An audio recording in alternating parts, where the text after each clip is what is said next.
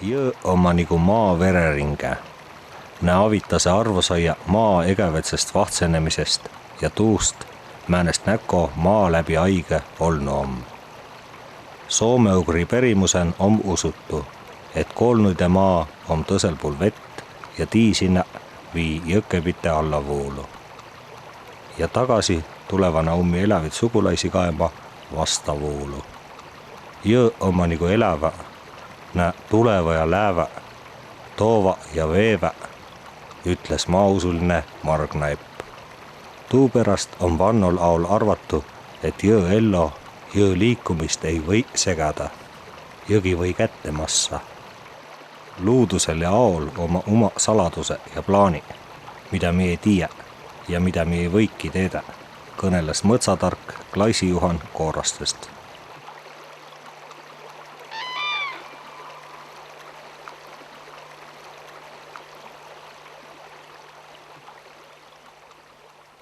Erästvere järv. Tast saa alustuse käänuline ja hulga lättidega Ahja jõgi. Rahvaperimusen ka ohvrijões kutsutu. Lämmä suvega kujusta nirekene tävvest a joba mõne versta pärast and jõgi ello Edimetsele Veskijärvele. 90-ndatel leidsin sellest kultuuripärimusest, kirjalikest allikatest viite sellele, et vanarahvas kasutas Ahjajõe ülemijooksu ja Võhandujõe ülemijooksu allikaid vihma esile kutsumiseks. Ja sai asi ka praktikas järgi proovitud, et tõepoolest, kui siin kaevata lahti veesoon, siis hiljemalt 2-3 päeva jooksul on vihm kohal. Ja ei saa öelda, et tegu on mingi nõidusega, vaid pigem mingi know-how'ga ehk oskusteabega. See ei sõltu isikust, tähendab, kes veesoone lahti kaevab. Et kuna Ahjajõgi ja Võhandajõgi mõlemad, kui põhjalikult kaarti vaadata, oma allikatega tulevad üles Kanepi juurde välja, siis tuleb lugeda Kanepit üheks Eesti vägevamaks väekohaks, kui nende pärimuste järgi vaadata.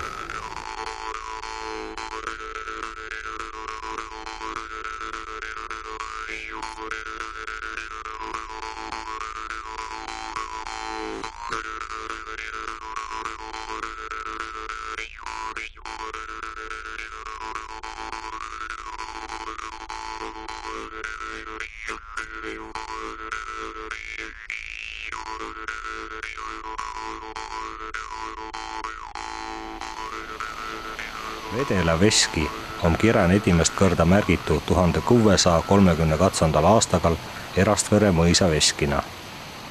1232. aastakast on teeda nutikas rentnik Leisi Jaan, kia säädse naisi voki vii jõuga tüüle. 1135. aastagal eraumandile lännu veski võeti päält sõtta kolhoosile ja ta tüüt nikagu 1171. aastani. Veskile käyti isegi 30 versta takast Valgjärve kandist.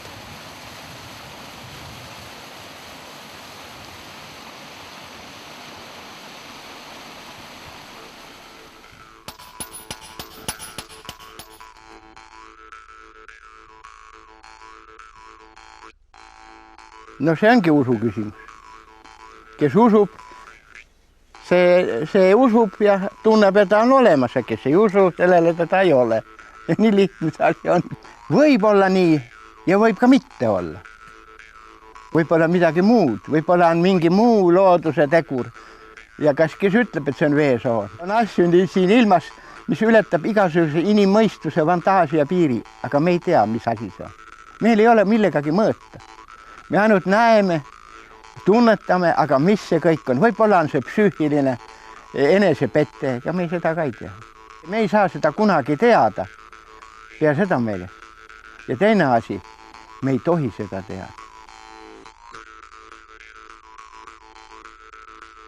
Ma ei saa elada ilma veet. Midagi ei ole teha. Ma ei saa elada ilma veet. Me oleme ju veest tulnud. Ja see ürgne kutse ongi vist see, mis meid sinna vee äärde ajab. Räägitakse positiivne ja negatiivne energia. No mis asi on positiivne ja negatiivne energia? Räägi mulle. Terve maailm on huvitatud, aga vastust pole kuskil olemas. Keegi pole vastust leidnud. Inimene on tuim loom, inimene on kaotanud loodusega sideme ja sellesse häda ongi.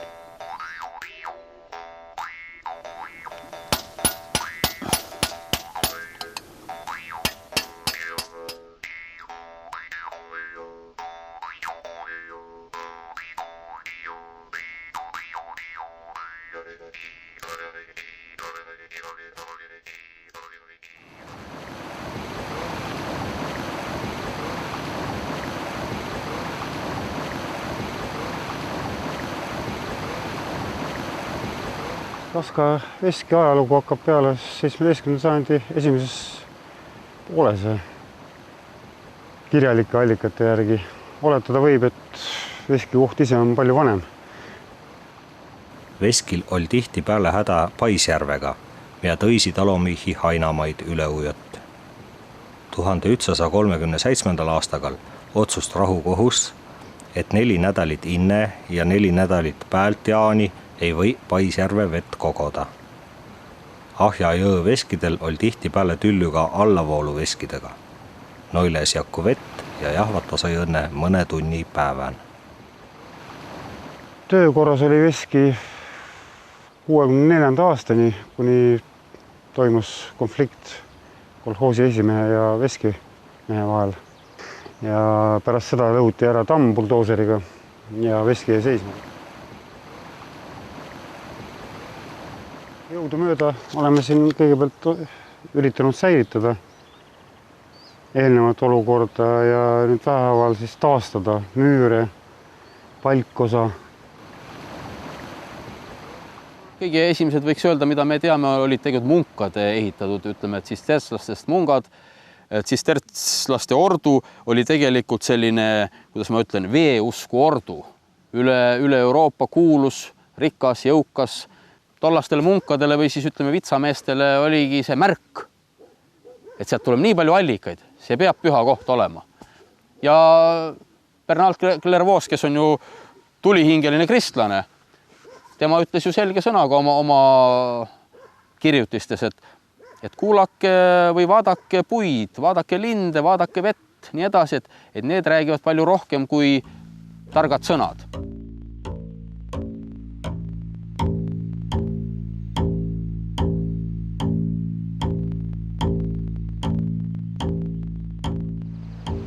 Roti veski on ainumas kanepi kihlkonnan ja tämpätse päeväni tüükõrran. 1238. aastakast on teedä, et veskin tegeldi kõvva kala kasvatamisega. Inne ja päält veskipaisu oli kokko 20 kalatiiki. Ilosat forelli viidi turu pääle esieräliitsi puust vaateseen, mida veeti hobesega Sõmmerpalu jaama ja sealt rongiga edesi Peterburgi ja Pihkvahe. Hää sissetulek lõppi 1922. aastal, kui Eesti-Vinne piirist inämp üle ees lasta. Seol veskil oli 2 tülüsid jõeveeriste hainamaiu pärast. Mi arhiivin on ülesvõtte 2000. aastakast, kui Hurmiküla rahvas jahvat veskin latsile näytamises perämetse koti terri. Tuustaost pääle uut veski parempi taigõ. Näitan teile möldrit.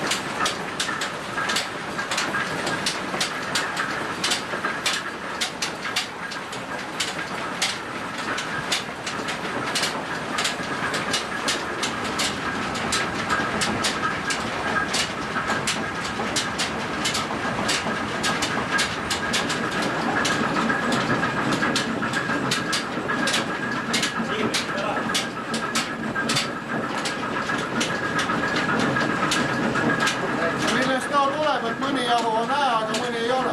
Mis asi? Jahu. Mõni kerkib, mõni ei kerki. Aga too on viljast juba. Aga veskimehe teha too ei ole. Ei ole enam.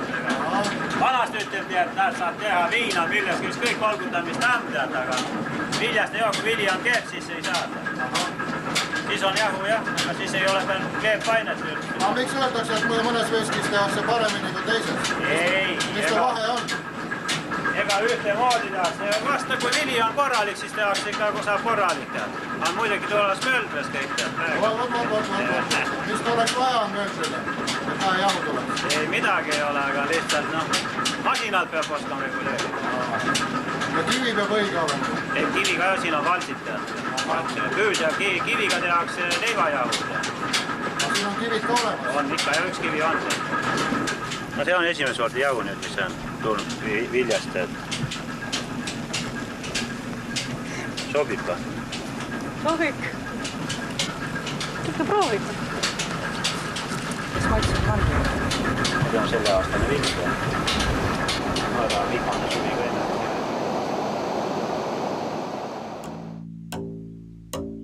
Liismiti on Liivimaa kaardi peal 1830 aastakast. 1920 kats tuli rentnikus Hirsoni August ja tahtse veski riigi käest ära osta. Sõaaigu saiegi ta veski omanikus. 1944 aastaga oli sunnitu andma veski üle Sõreste massinaütisusele. Võib-olla lüüdi laste ka, ma täpselt ei mäleta. Ja siis tuu vesi lätski siia, no siit alt läks turbiin oli all siin. Ja siit pandi pais ette, vesi ai siia üles ja sealt lasti alla. Ma mäletan ükskord, kui ma veel poisken oli, vesi tuli köögi ussest sisse. Tõmmati üles sinna ja ülevalt lasti alla siis sinna koljode sisse. Näed, see on turbiin on need üles tõstet. Kagust alas siin on võimsa, kõik tannama kõik.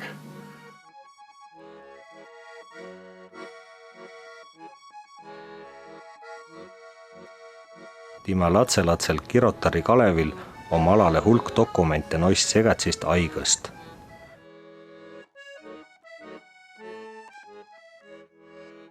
Reek, Pitka, Orasmaa, Öpik näed, Aavik, ütle Aaga. Näed, see akt on ka siin ka, mis tuu Vene oma. Näed, talupidale maa põliseks pidamise kinnistamise kohtana. Liismitil prooviti pealt sõtta puutüüstust teda. Plaaniti vii jõuga vankre rumme treida. Üts ettevõtlik miis ütel majandi esimehele. Egast kõost saa üte ainsa rummo. Esimiis ütel vasta. Nii raiskat mu mõtsa lasta kurat sais. 1953. aastagal jäi veski lõplikult saisma.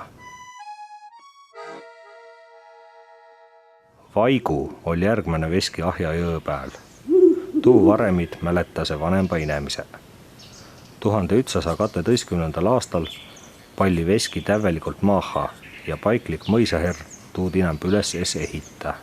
Parhilla on juhatuisi perra väega rasse löödatud paika ürg mõtsaseen, kobraste ja mõtsaeläide maailman.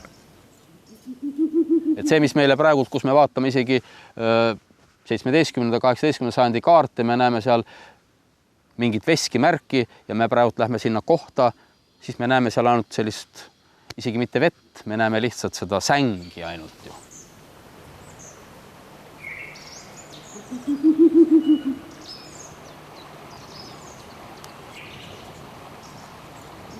Tähendab, vesi on üldse selline, tähendab, ta on selline müstiline. Vesi annab ju, no lihtsalt öeldes ta annab ju kõigile elu, et ta on kõikide elusorganismide koostises ja väga suurel määral. Kirikus ka vett kasutatakse ristimiseks, eks ju. Ja teine asi on see, et vett pühitsetakse. Eks inimesed ole tundunud ennast hästi, siis nad on tundnud seda mõju, eks ju. Sest eks meie tänapäeval oleme muidugi eemaldume kogu aeg sellest harmooniast, elades nagu või loodusest, et loome selle täiskeskkonna aga vana inimesed olid kõik ju hulga targemad tegelikult, kui me arvame ja meist kindlasti targemad.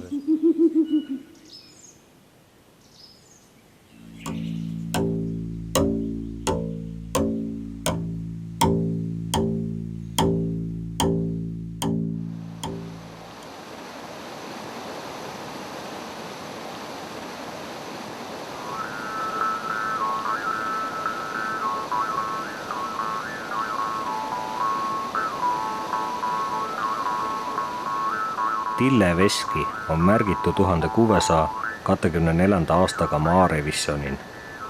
1108. aastagal sai kotusse omanikus lätlane Johannes Semel, kea oli rikkas saanud piirituse vabrikide ehitamisega. Time tegigi Parhilatse suure veskihuune üten elomajaga.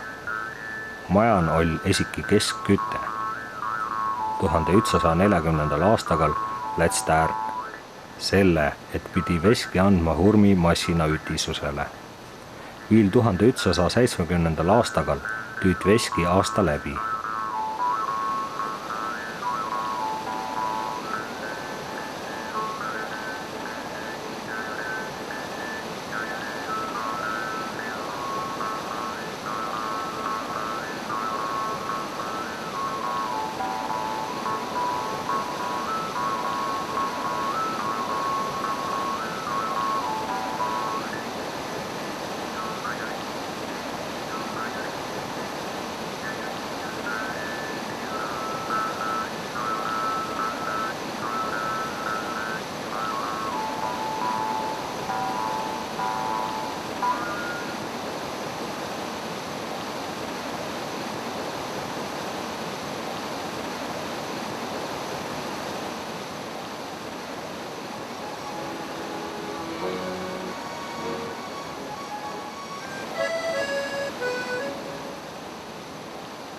Katoliku kirikus on ses mõttes kõik see vesi ja kalandus on väga tähtsal kohal, kuna on ju paast, siis tuleb kala tarbida palju.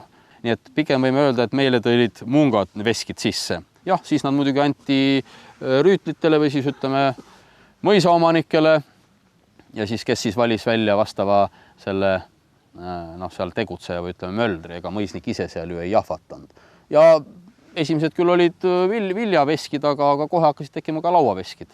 Möldrid olid ju väga tunnustatud isikud, väga lugupeetud isikud ja nendeks möldriteks valiti väga sellised väga mõtlejad inimesed ja töökad inimesed.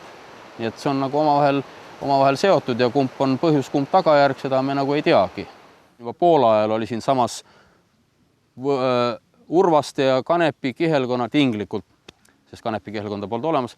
Nendel aladel on loetletud vähemalt 16 veskit.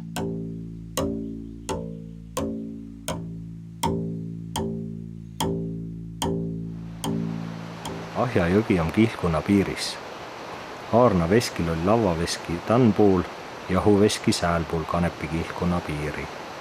1624. aastakast teedä veski oli tüün 1160. aastani. Siis vei vesi paisu är ja tuuaikse kolhoosi tasuja ja võit tuudinämp kõrdaesti. Veskihuune tõmmati maaha. Veskipere oli juba 1141. aastagal Siberihe kiudutatu.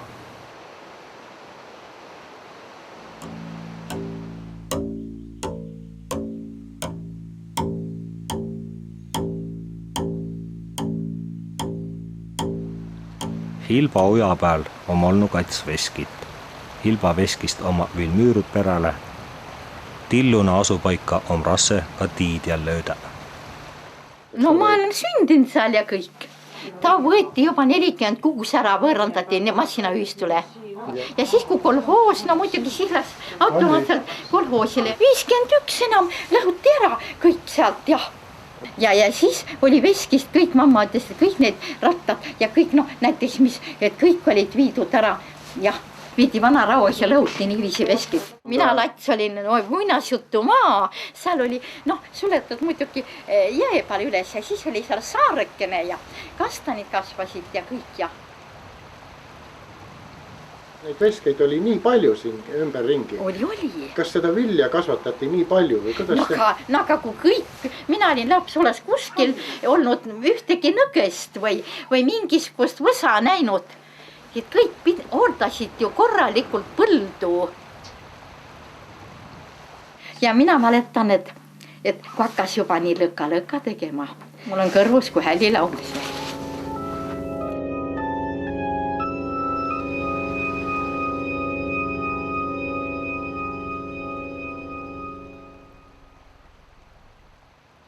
Tillona. See on üks unustatud veski. Jah, seal põles ära ja enam ei olnud siin. Siin teeti lihtjahu ja lina. Veski pandi käima ja siis need linamasinad hakkasid, rapsisid lina või rabasid lina. Vesi tuli siit, ega ma ei tea, aga puust oli, ta oli puust muidugi. Ja ma ei tea, kust on vundamenti, ma ei näe. Too tee läks kindlasti sealt nii ja see ja.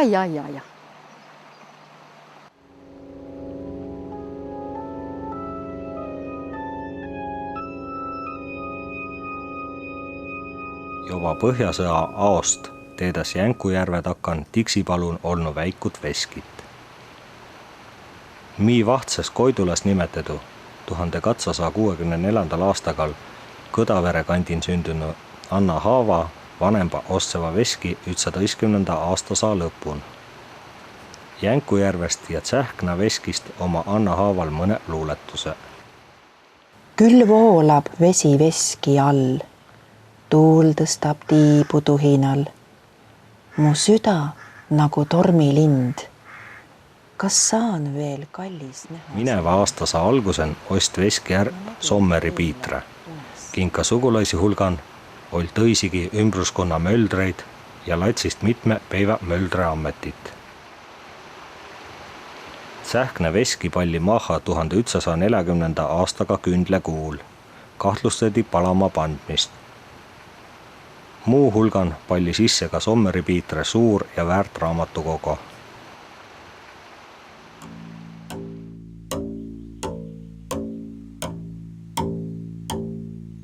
Poka veski on Leevi jõe pääl.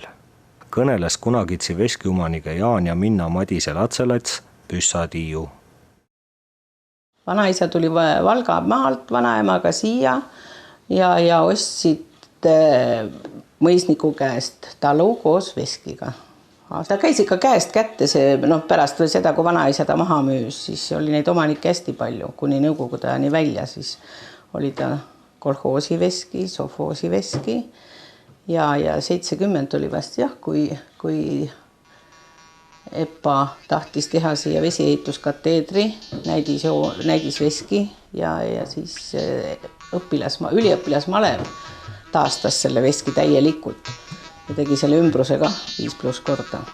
Sisustus oli täielikult kõik alles, kui siis see Kiidjärvel see hästi vana mölder härra, kes oli, ma ei mäleta nime enam, kes viis siis ära need püülivaltsid siit, et need olid super head jahu tehti siin.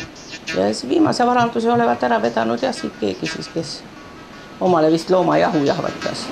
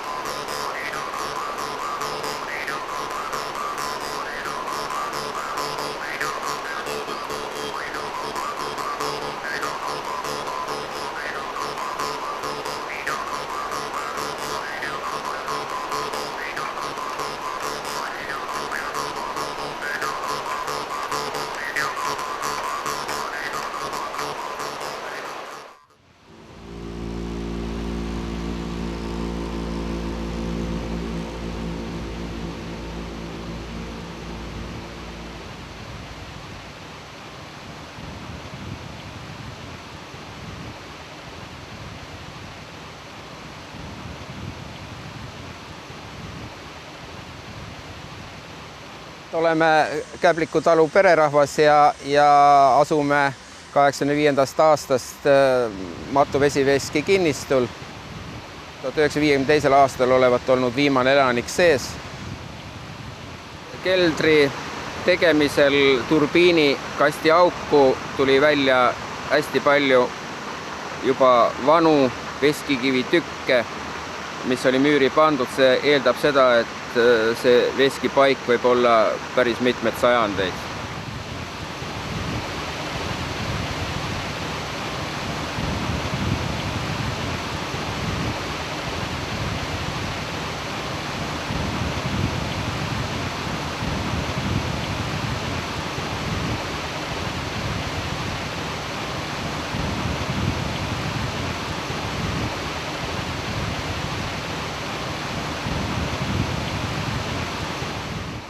Aga see, et veekohin ja vulin mingil määral rahustab, seda ärkvelolekul kindlasti.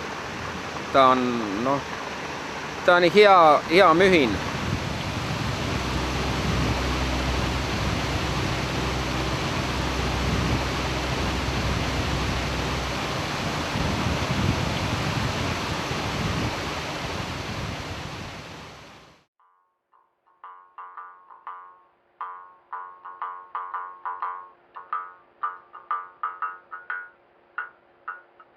Pikajärvest välja voolanu uja peal on olnud veski, mida paikliku inimese mälehtase möldre veskina.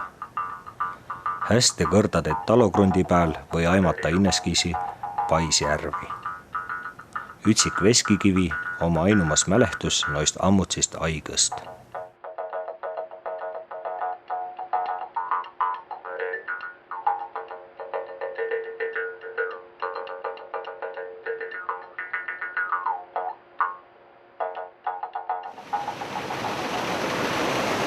Tammemõisa veski, Friedebert Tuglase kunagine mängumaha.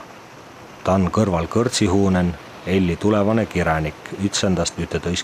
eluaastani. Ta on mesi tunnistanud, et mõnigi väikese Illimari tundist on peri tamme kõrtsin ja veskin kuuldust.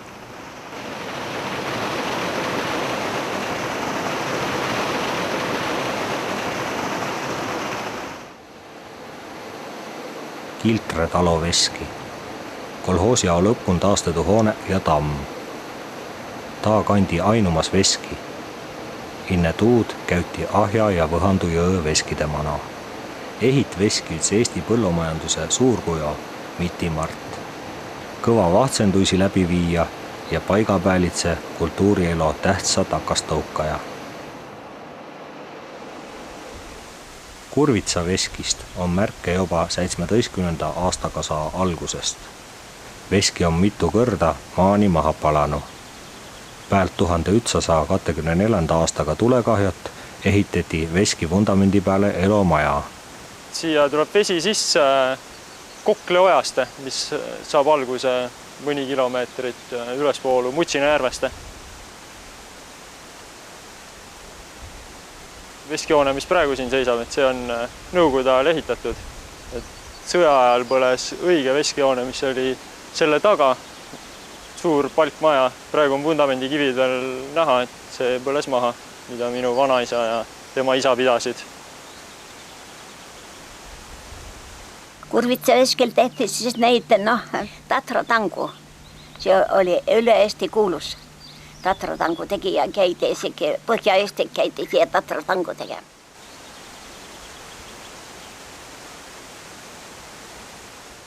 Küll see pudru oli hea, kui nüüd veel saaks seda pudru. Nüüd on see tatra grupp, ma ei taha seda üldse.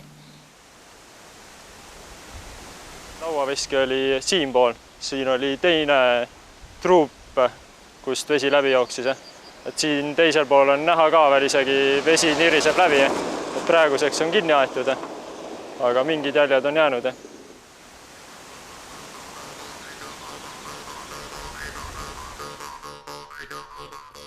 Kapatsi veski on teedä 11. aastasa alustusest. 1100 tõsel aastagal ost see veski vana kuulmeistre ja vallakirjotaja Käisi Johann. 1150. aastal jäi veski saisma ja ehitati ümbre mõtskonna tarbes.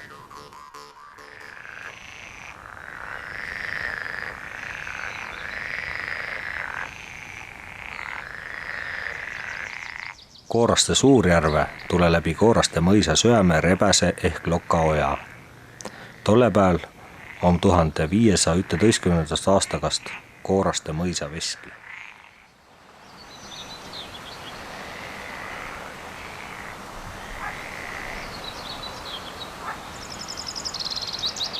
No seal oli viinavabrik, oli seal kõik koos. Viinavabrik ja veski mõisa ajal. Ja siis, kui mõisa ära läks, siis veskit enam ei kasvatatud. Viina tegemine jäi ka ära. Ja siis oli Eesti ajal, siis seal selle veski ruumides oli siis piimavabrik.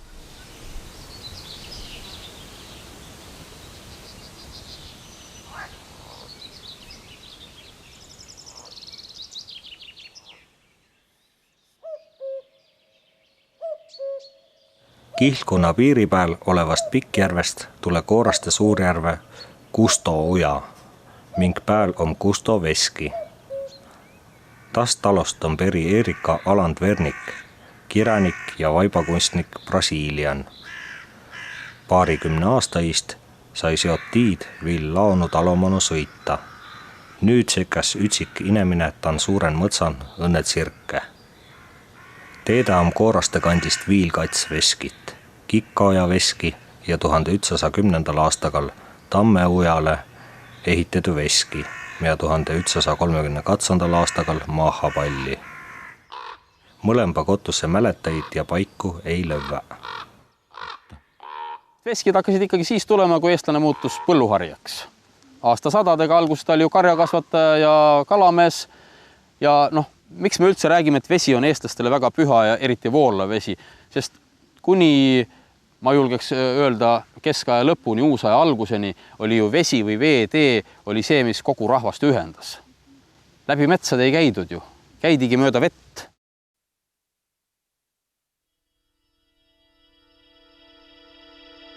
Pühäjõe alustus on Sirvaste ja Mügra soien ja Lättin. Nika kui Jõksi järveni on ta uja kutsutu Oboala ujas. Tuupärast tunti ka suubumise paigamann olevat Jõksi veskit 16. aastakasaal Oboli veski nimega. Jõksi veski on ümbruskonna üks vanempit.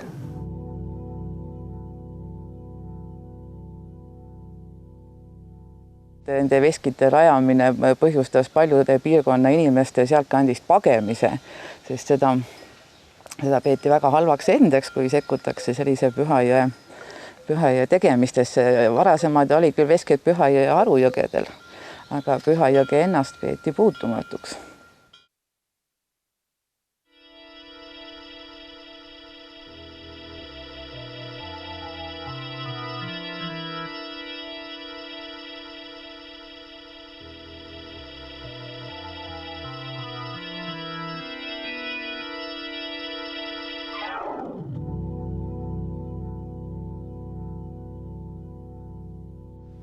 Et Pühajõgi on muidugi tuntud sellest, et siin toimus Pühajõe mäss, sest jõge peeti ikkagi nii pühaks, mitte ainult eestlaste siin kagu-eestlaste hulgas, vaid ka lätlaste hulgas, isegi sakslaste, kohalike sakslaste hulgas. Et siia tuli õige palju rahvast kokku tema niinimetatud teotamist siis takistama. Tihti öeldakse, see tulenes Eesti maarahva rumalusest, kes arvas, et jõe takistamine tõi siis jõevaimu viha kaasa, siis tulid need vihmad, üleujutused, nälg 2 aastal, mis viis siis selle veski ehitaja ja veski purustamiseni ja veski mehe siis nagu tapmiseni. Pühajõe järgmine Jõksi järvest välja voolav osa kand Ritsike uja nimme. Tuu pääl on Ritsike veski. Veski jäi saisma 20. aastaga saa edimätsel aastakümnel. Ütes põhjuses on jutte perra tuu, et veski pais ujot üle kõrval oleva Kanepi alasurnuaia.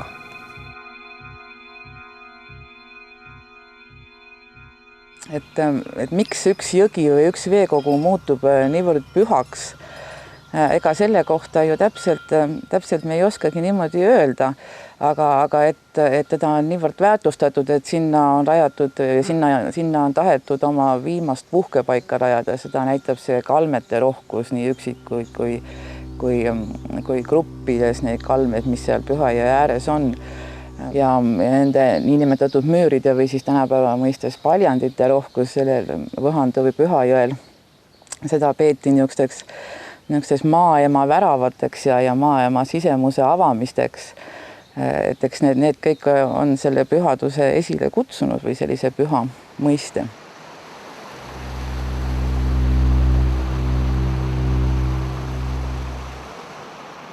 Jumal, kui palju peresid siin oli. Nüüd ei ole midagi järgi jäänud. Kõik käisid veskil ja vahest oli nii, et sa läksid hommikul veskil, said õhtuks koju, nii järjekord oli. Jõgaral tehti siis püüdlit ja püüdlit oli mõni 4 sorti. Sealt Jõgaral oli see püüdlimasin. Ja igast tankud, kruubid.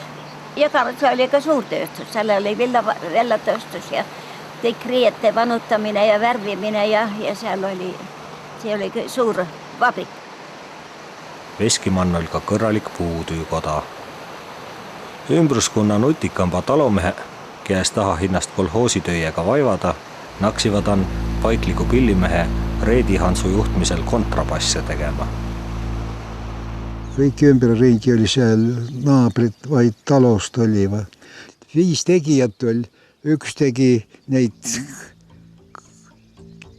kaare, üks tegi gaasi, üks tegi põhju, üks tegi kaala ja vend Tatsu siis tegi viimist värse ja Saaremaale viidi ja üle Eesti viidi neid laiali, neid pillist. Eesti NSV kõige suurem kontrabassivabrik tegi kuni 1965. aastakani 87 kontrabassi.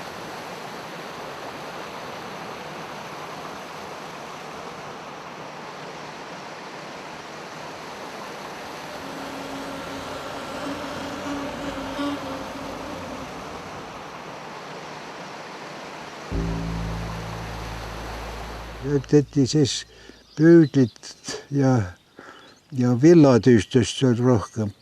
Lõpus jäi järtu koloosil, et siis lõppi viljärd. Selle jahvatamist aga villatööstust villperest lõpuni nagu uus joo.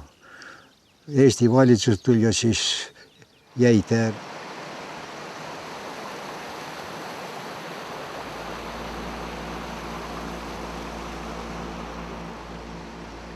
Üldse tuu värk on lõppenud.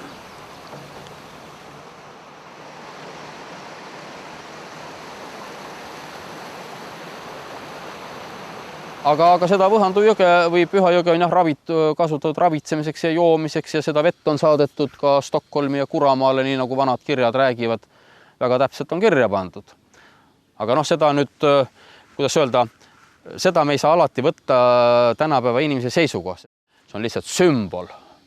Täpselt ka nii, kui see võeti kaasa, see vesi viidi Stockholmi, siis oli see sümbol. Nii et mitte, et see vesi oleks nüüd parandava toimega olnud. Igasugused veekogud, kas nad nüüd olid vähem või rohkem pühad, olid elusolendid, hingestatud olendid, nii nagu puud, kivid, metsad, orud, mäed. Ja eks Pühajõgi oma sügavate orgude ja allikatega siis kindlasti inimeses kutsus esile fantaasiarohkeid meelepilte ja kujutelmi sellest, kuidas ilm nende ümber toimis. Ikkagi tundlikud inimesed. Tundlikud inimesed nagu ongi sellised, kes tegelikult seda materiaalsuse sellist nagu tagust näevad või. Et nemad tunnevad väga seda. Nemad panevad seda looduses tähele, seda erilisust mingit seal kas tammikut või seda suurt kivi ja või siis mingit lätet. Kärgulan on Pühajõe peal Ineskine veskikotus, mida paiklik memm mäletas kondi veskina. Me ostsime selle maja kunagi siia, no üks 40-50 aastat tagasi.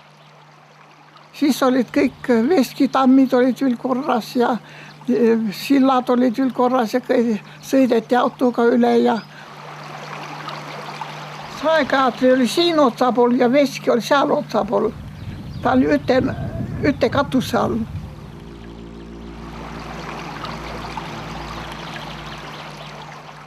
Veski rüüstati ära üks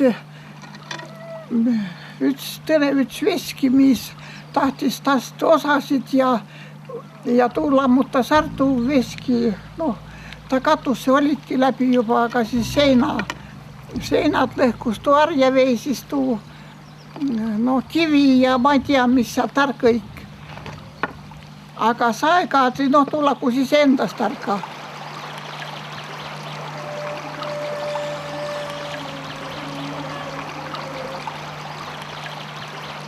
Teoloog Uku Maasing, tema on väga palju seda uurinud ja tema oli selline mees, kelle meeldis väga muinasjutte lugeda ja ta uuris muinasjutte.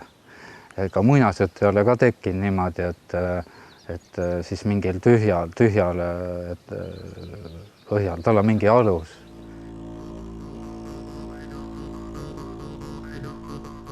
Tegelikult on enamus neid paiku on nii-öelda arheoloogide poolt üle vaadatud ja leitud, et mitte tuhkagi siin väärtuslikku ei ole, et võtame maha nimekirjast.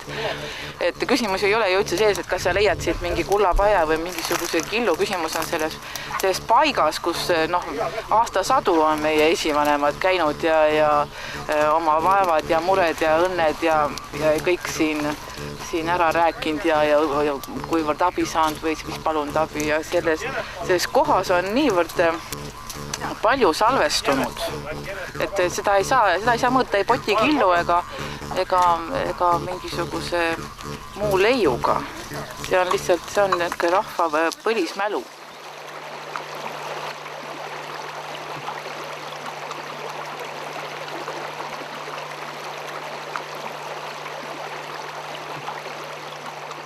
Koigera külla ehit 1280 aastal omale talukrundile Vihtla veski Lutsu Mihkli. Tast veskist on peri tunnetu koorijuht Jõela Lennart. Õkva Vihtla vastan sama paisu peal on Kahru taloveski. Mingi jälgi enam ei lövä.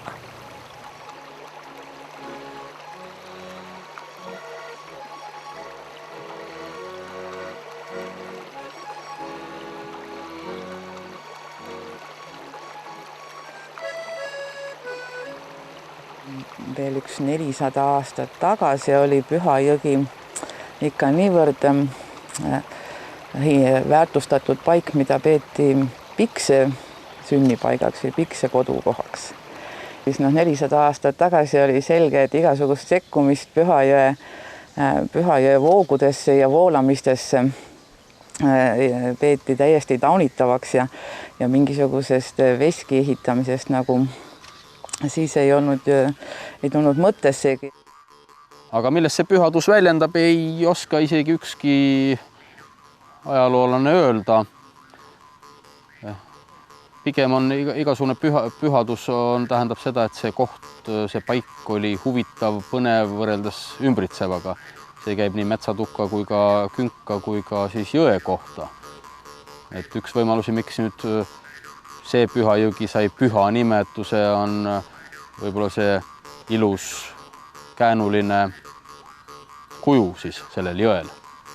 Aga on teada nii palju, et nii Urvaste kui ka Kanepi kihelkonnas selle jõe ääres asus igal talumehel või pea igal talumehel siis oma püha kivi, sest see andis omakorda siis jõudu sellele taluperele, kui tema püha paik oli selle suure püha jõe nii-öelda ääres. Igasugune voolav vesi on minu just hästi rahustav ja mõnus. Sellele on selline, ta on omamoodi puhastab, et ta ühtepidi toob ja teistpidi viib.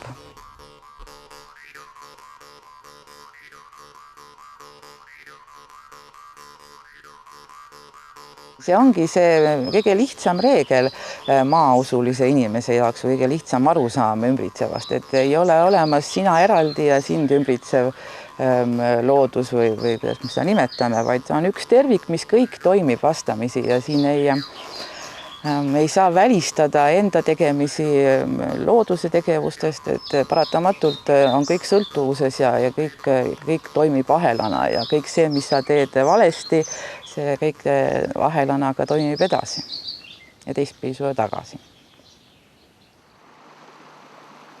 19. aastasaa lõpun ehitati mõnisada miitrit Vihtlast allavoolu Pitsitaja veski. No 60-ndal siis ma sõjaväkke läksin ja siis ma käisin üle kogu aeg Jõgaarasse jalgrattaga ja hobustega käidi ka siit üle. Tamm oli siis alles või? Tamm oli alles, jah. Aga veski enam ei töötanud. Kõik materiaalne ja samamoodi siis see ka veesoon. Eks ju, et tema taga on mingisugune vaimne jõud, ega see nii on. Olen niisugusel arvamusel, et maailmas on palju asju, mida me ei suuda seletada, aga see ei välista, et nad on olemas. Ja kindlasti meie teadmiste maht ja ulatus ja sisu muutub ja kõik see, mis tundub siiamaani olevat nagu müstika ja uskumatu, saab tegelikult selleks, et me hakkame seda tõsisemalt mõistma.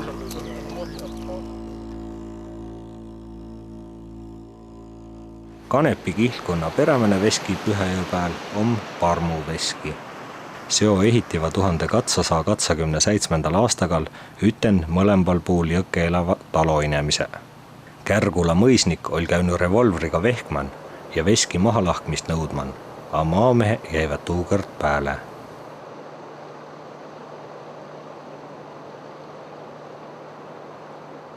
See võib tunduda veidi müstilisena, aga maailmas on enamik asju, mida meie nagu oma mõistusi ei suudagi võtta ja ei suuda ka teadlased võtta. Et selles mõttes see vee tähtsus, mitte ainult kristluses, vaid ka kõikidel paljudel rahvastel, vesi on eluandja. Kristlus ei ole seda eitanud, võib-olla teatud voolud või teatud sektid on hakanud selle vastu võitlema niiviisi.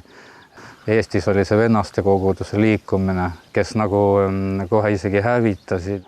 Karjapoistel ka neid suuri pasunapilli lõid lõhki.